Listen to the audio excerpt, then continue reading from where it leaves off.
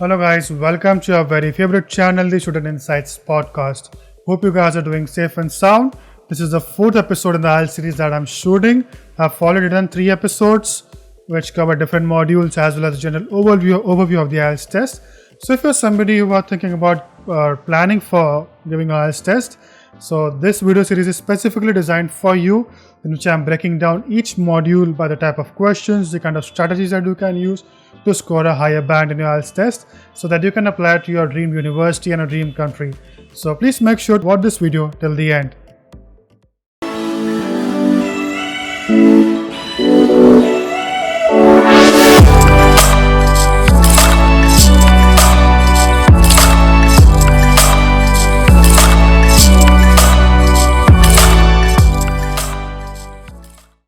So welcome to another episode. Before I begin, please make sure to like this video, subscribe to my channel, hit the bell notification so that you get notified as soon as my next video is uploaded.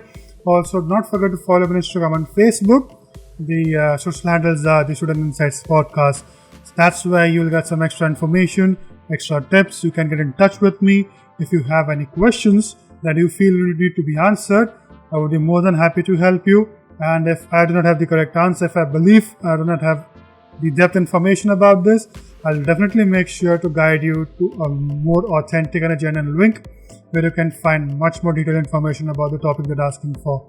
Also, you can comment down in the section below and let me know for anything specific that you want me to cover on this channel. Let's begin this writing test module episode. So we'll start with a brief structure, an overview about what the writing test is. I'm talking about the academic test because there's a slight difference in the task 1 for the general and the academic category. So in the general category, you need to write a letter, but in the academic category for the task 1, it's like a report writing kind of a thing. And the second task, that's an essay that is common for both the categories. So this one is specifically targeted for the academic category. So let's begin with the overview. Firstly, the writing test will last for 60 minutes. So it has 2 tasks.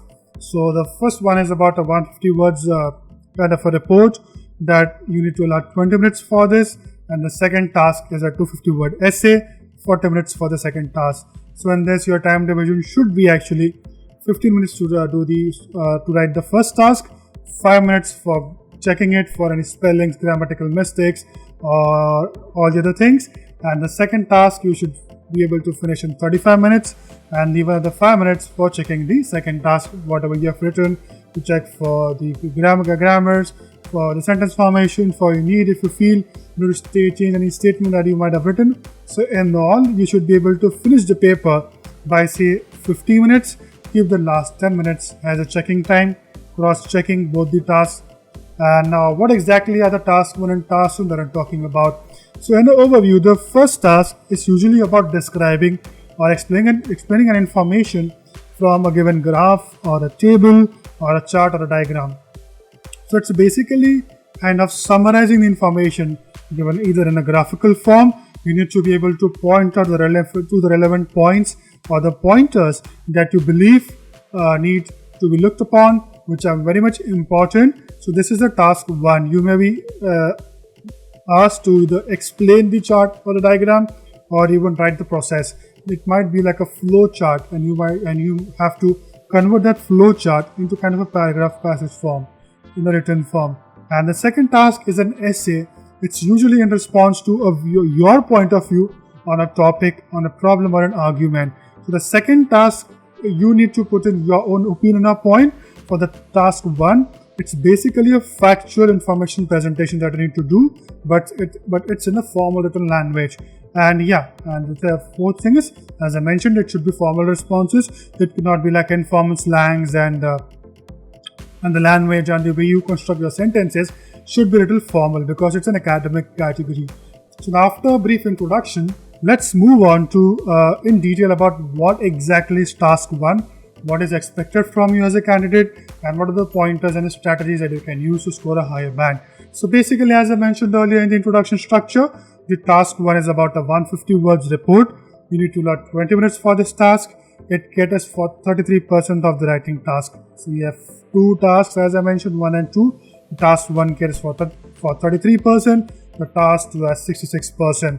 and what are the kind of questions or the kind of things that you need to put or explain. So you might have a diagram, you can have a pie chart, you can have a line graph, you can have a bar chart, a table, or a map. So there's an overall 5 or 6 kind of things that you might be presented in the task 1, and you might have to explain them in detail. It's a descriptive task. You do not need to present your opinion, your point of view is not required in this task. It is an actual representation of the given information in a logical sequence in a much organized, cohesive manner. So there are 2 types of questions that are kind of presented in the task 1 question itself, which include rest pointers that you need to cover in the task 1. The first one is you need to identify the important information from the table or chart and describe the same. So you might say, for example, I have a bar graph which has the amount of population of the animals in the city from say, a particular year from 1990 to 2000. Such a 10-year period information presented to you in a bar graph form. So you have to first of all read the bar graph, understand the different parameters included in the information, what are the ones with a major change and what are the ones you feel which are very important, which reflect or which have a deep result, have a deep impact on the result. And the second sub question is you might have to describe the stages of a process, of a task or an operational sequence of a device or a machine or a process. So 2 types. First could be a direct explanation about any charts or any information. Second could be you need to describe the sequence or the operational sequence or a process of a task. So these are the 2 types of questions that you get in task 1. And as I mentioned, it's a factual description of the given information. You do not need to present your own point of view. It's just basically paraphrasing information given in a visual chart form to a sentence in a proper passage form. So what does the task 1 test, or in general what is writing task is testing from a candidate? Basically testing your ability of organizing, of developing connection between the different informations, the different kind of parameters used, and third is narrating it in a sequence. So it is looking at how well can you understand an information and present it in a written format in a sequence so that a third person is able to absorb and understand the same without changing the meaning of the given information. It also tests the range of vocabulary, the grammar, the overall construction of the passages, of the sentences, of the kind of tenses you use, whether it's complex sentence structure, whether you just single or straightforward sentences. So vocabulary is actually important across all the 4 test modules, but here it is specifically looking at your ability to construct, make logical sequencing or get it into simplified and a grammatically correct order so that a third person can understand what you're writing about. So this is what the task 1 has so this is what the task 1 questions are about, what is expected from you. Now some tips for how you can improve your task 1 writing and can get a better score in your writing test module. The first step is identify the most relevant information that shows or has a major difference or an impact on the final result. As I mentioned, for example, so of a bar chart which shows the population of the city animals or street dogs, say, over a period of 1990 to 2000. So you know there's a 10-year gap, 10-year period information given. So you do not have to actually put a word to a description about all the information. You need to identify the 3 or 4 very crucial information sets of information that you feel have changed through the time period given or have had a major change and which are impacting. So you can kind of look at the entire information and then shortlist and identify which are the key pointers you want to make in your passage. The second is the overall construction of the task 1. So in all, you can have 4 or 5 passages. The first one is the introduction about what the chart is, what the information is, what the process is. So you're kind of introducing to the third person who's reading that what information should they expect for the further down passages. The second and the third paragraph would include the data. So you can divide, as I mentioned, say if you have 4 main pointers in the information that you believe that you have 4 points which need to be included into your passage. So you can divide the first 2 pointers which are related in some sense in the second passage, and the rest 2 points can be covered in the third passage. So in this way, you're also showing the examiner that you have the ability to kind of make sense of the different sets of information which have some interlink in between them. You can organize them into one passage and the rest in the other passage. You can have 3 passages at the most for your body, but please make sure the first task you need to spend only 15 to 20 minutes. That is 15 minutes of writing, 5 minutes of checking time. So please make sure to include only most relevant information and do not keep on writing and do not exceed the word count, guys. It's really important. If they've given 150 words, please make sure to stick to the word count limit. It can be a 5% minus or a plus, but not more. Minus is definitely not accepted, but plus should be highest at about a 10%.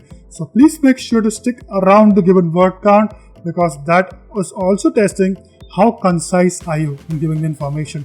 Because if you require 200 words to express the same thing which can be expressed in 150 words, that means you're not able to organize information in a proper sequence, in a more cohesive and a smaller version. You're kind of extending and giving more information than required. So please make sure to stick to the word count. So third one is, as I mentioned, and so the third one is also important given this word count. How can you make sure to include the most information but in a limited word count? So in this, if you end up explaining each parameter in a single line and dedicate a separate line for each parameter, you might have to write more number of lines. The bigger the passage, you might increase than the given word count limit. So please make sure to write it in a comparison, because as mentioned in the first task, it is usually about information. It's a factual representation about a comparison. So you can combine this similar information, as I mentioned, those which are linked together, which are impacting each other in some way or the other. You can use those by highlighting those information, grouping them together and showing the key differences. Okay, in this bar chart, the comparison between, say, wild dogs and wild cats in the year 1990 is different when compared to the year 2000, and how much is it different. So in this, you can group these two informations together, and that will enable the examiner to know that you are able to organize information more correctly in a group which makes more logical sense. And mention the keywords. Please mention the keywords mentioned in the say a chart or the bar graph. So in our case, it could be about the name of the animal. It could be the years that are given. That is because you have a 10-year period that you have been given with the bar graph information with the example that we're talking about. So please make sure to mention those keywords and highlight them. So this will show the examiner what exactly you're talking about. And also use words that describe the change, like there has been an increase in the population or there has been a decrease in the population. You can see a very good fluctuation. So this is where your vocabulary counts. This is where if you are working on a vocabulary, you are expressing the same thought again, but you're using different words. This helps the examiner understand, okay, this person has a very good vocabulary. He or she can explain the same concept but make it interesting by using different verbs, different words, use different sentence formations. This shows your variety and your kind of expertise on the language. So these are the 5 tips that you can use to increase your score in the task 1. Okay, so now let's move on to the task 2 of the writing module. So as I mentioned, it's the task 1 that is different for both the academic and the general category. In the academic, you are supposed to write a report, and in the general, it's a letter writing. And the task 2 is similar for both these sections. So you can utilize this information, these tips and strategies for even the general category. So task 2, as I mentioned, is an essay. You need to write a 250 words essay, and you have 40 minutes for this. Although please remember, there wouldn't be any alarm that would be ringing and letting you know what, 20 minutes have finished for the task 1. Now it's time to move on to the task 2. It's an overall 60 minutes, and it's you who has to kind of keep a track on the time, keep a track on how much you're writing, when you can finish it say in 40 minutes, so that you have 10 minutes to overall go through the entire written material that you have presented for task 1 and task 2. Check for any spelling mistakes, any grammatical errors, or some information which you believe you have missed or need to change. So please make sure to practice within the given time frame so that your thinking and writing speed matches to the given time frame for the test, and you're not nervous, you kind of relax on the day of the test.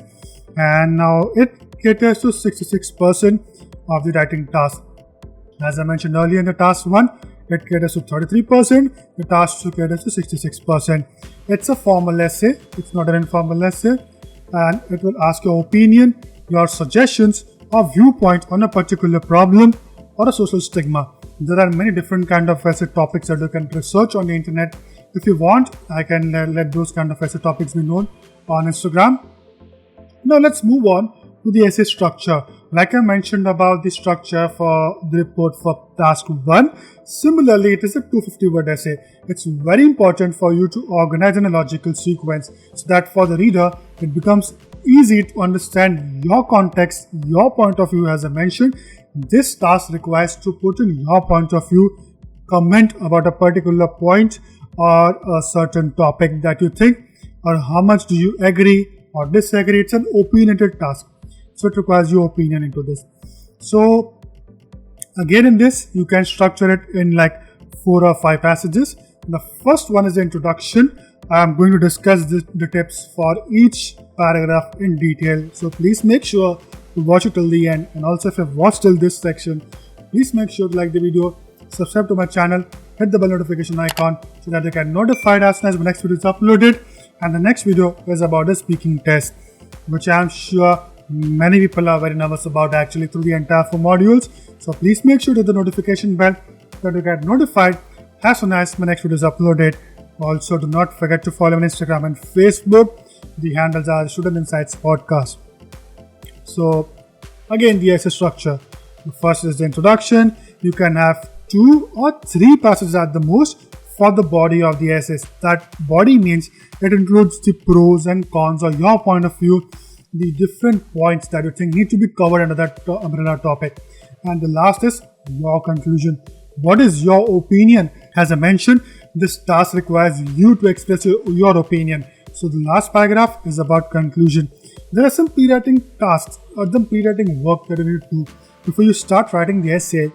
You can kind of do this, follow the steps so that while you're writing, you have the bullet points ready, because sometimes what happens is when you are reading the question and you're simultaneously thinking about, okay, what are the things I need to cover in this task, you might end up thinking about say 4 pointers for the given topic, but if you have not jotted it down in front of you while writing, one of them may skip. So in that situation, you end up time wasting about thinking, what was I thinking about, what should I cover in this, if I forgot, what is another topic, what is another perspective that I can cover within this topic.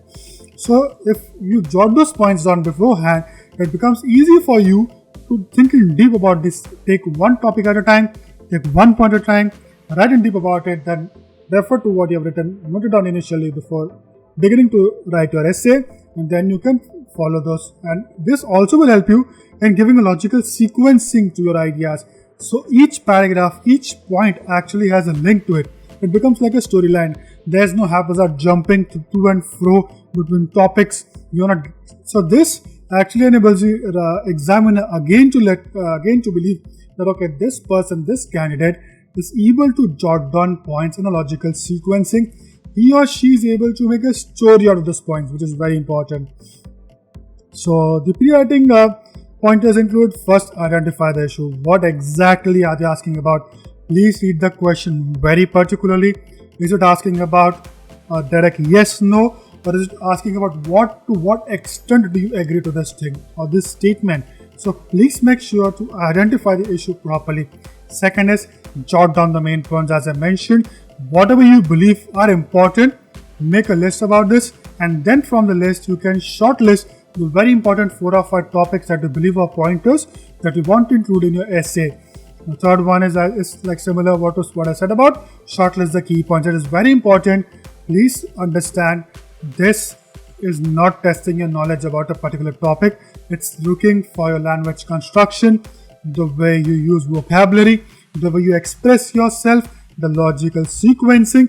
So here it's not about including all the pointers that you think are related to the topic, but actually only give the very important key points that you believe are necessary to support your answer or your conclusion or a point of view. So that is very important. Next is sequence them into a respective paragraph to have a cohesive link between thoughts. This is very important.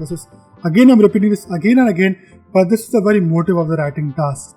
And then once you are done with the above 4 pointers or these 4 steps, there is a time to start writing. Okay, now let's begin with a deep bifurcation or dissection about each paragraph. What should you cover in each paragraph? First one is the introduction. That is really very important, because that is something that the examiner will be reading very first. And this introduction is more important in the IELTS test, because actually what happens in the introduction is, for the first part you are paraphrasing the question. So this is where the examiner will exactly come to know whether you have understood the question or not. Because if you have understood the question, it will become easier for you to paraphrase a statement and present it with the same meaning. So as I mentioned, it is about paraphrasing. The introduction paragraph has 2 things. The first one is known as the background statement, and the second is the thesis statement. This is your introduction passage. It should have like around 4 or 5 lines at the max, not more than that.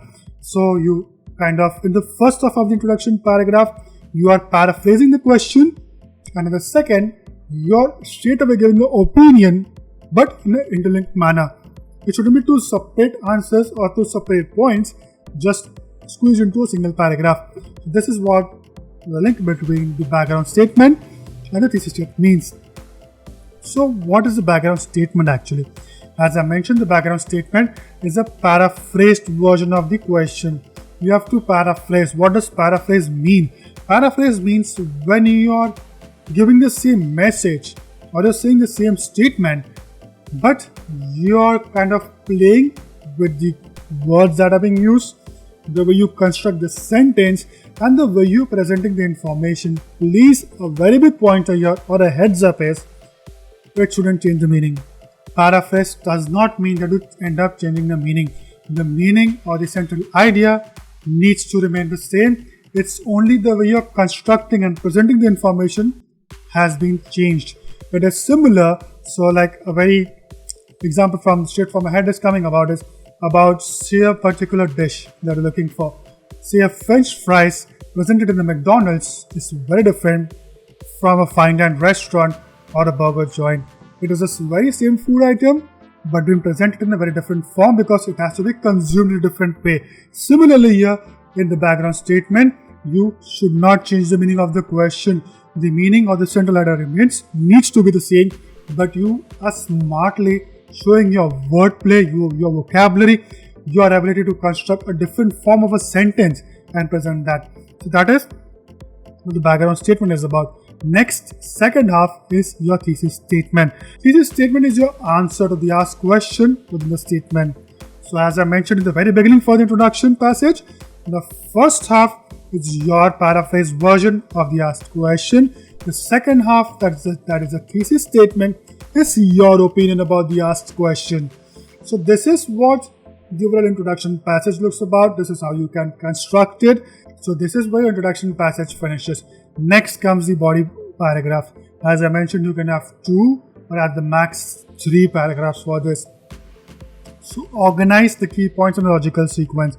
So as I mentioned in the pre-writing steps or stages, first jot down the points that you think support your opinion or the overall topic that is being asked. So for example, the very common topic asked is about health. So the question can be asked as, do you think that regular exercising will enable one to be more fitter than they are? So in this, you're talking about health, about lifestyle. So you can jot down the key points that you think are related to the asked question, and then pick up the very important pointers that you think are supporting the question. And then if you say, in my opinion, yes, regular exercising will benefit the health of a person, but a very good balanced diet is equally important to achieve a healthier lifestyle. It doesn't make any sense if you just keep on exercising and eat everything, all the junk food, all the crap that is not supposed to be eaten. So here is where you're adding your information, adding your layer about the asked question. So that is very important while writing the body paragraphs. So in this situation, you can, in certain questions, you can also write the pros and cons of following just the lifestyle of working out and not eating healthy. The cons and the pros of adopting a beautiful lifestyle which has the balance of both regular workout plus a healthy and a balanced meals and diet. So here you can write the pros and cons of both the situations and then present that information together. So you can organize these into 2 or 3 paragraphs supporting your point of view, also answering to what the question is asking about. Do not jump back and forth from the sequence. It is very important. It shouldn't be that you mention point A, B, C in say paragraph. So your second paragraph, that is your body paragraph, and you end up mentioning D, E, A again. You're repeating your A point. You can do that. Please don't take it in a wrong way. You can refer back to the pointer that you have already mentioned in the previous paragraph. But here is where you need to reconstruct the sentence formation. You need to use another word. You need to use synonyms. Here's where your vocabulary comes into picture. Here's where you have a chance to impress the examiner by saying that very same information but in a different format, presenting it in a different format. So this is where when it happens, you end up kind of saying the same thing, but if you present it in a different way, it feels like you have a good variety of information being presented. So use synonyms. As I mentioned, do not repeat the same thing. So if you are talking about exercise, you can talk about workout, you can talk about exercise, you can talk about physical activity. So you're mentioning the same thing, but you're presenting it in a very different format, using different words without changing the meaning. So please make sure to do your research about what are the kind of words that you can use for a particular topic. You can Google that. There are various topics that are available online for that. And paraphrase the statements to emphasize the same thing. So if you are presenting a topic or you are presenting a point that is supporting your opinion, please make sure to paraphrase it. Every time you kind of nailing your point into the examiner's head. So this is how your body paragraphs need to be organized. These are tips that you need to use for body paragraph. In the final one, your final passage is your conclusion. So this is where you give your opinion based on the supporting points narrated in the body paragraphs. As I mentioned, you need to kind of include points that support your opinion, because that is where your opinion will make sense. Because straightforward saying, okay, you know what, I believe this, but there's no background information for the examiner. Why do you believe into this? Why are you making such a strong statement? So your supporting points in the body paragraphs is kind of building up already making the examiner prepared for your opinion. Although as mentioned, you have already stated your opinion in the introduction paragraph. In the conclusion paragraph, you are kind of making it more concrete by giving in different pointers supporting your opinion into that. And use phrases to highlight again in this, like, in my opinion, or you can start the conclusion passage by saying, according to me, as mentioned above, or according to me, I believe. Of course, having a regular exercise pattern will definitely help somebody's health. However, one should also include a balanced diet into the regular routine. So here is where you are concreting your opinion about the topic that is being asked about, and limit the conclusion again to 2 or 3 sentences or statements similar to the introduction paragraph. Please do not end up again re-explaining your conclusion point or your point of opinion, because you already have done that. You already had the opportunity to do that in the body paragraphs. So do not again end up explaining and repeating the same thing. Your conclusion paragraph basically states that from the above evidences or from the pointers made by me above in the body paragraphs, this is my conclusion. That's where I agree, or this is where I disagree. This is my conclusion. So guys, that's it about for this episode from my end. I hope you found some value in this episode again. If you found little value as well, please make sure to like the video, subscribe to my channel, hit the bell notification icon so that you get notified as soon as the next video is uploaded. Also, do not forget to follow me on Instagram and Facebook. The handles are the Student Insights Podcast. And if you have any further questions, not only to the writing module, but also for the topics like listening, reading that I've covered, and in the further episode, that is the speaking one that would be coming next week, you can let me know down in the comment section below. You can DM me on Instagram, connect with me over there.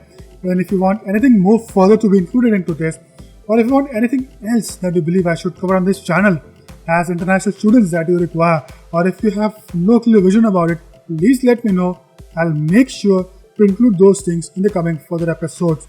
So I hope you like this episode, and do not forget to subscribe to my channel for many more valuable content like this. And that's about it for this episode. Have a great day ahead. Stay safe and stay sound. Bye bye.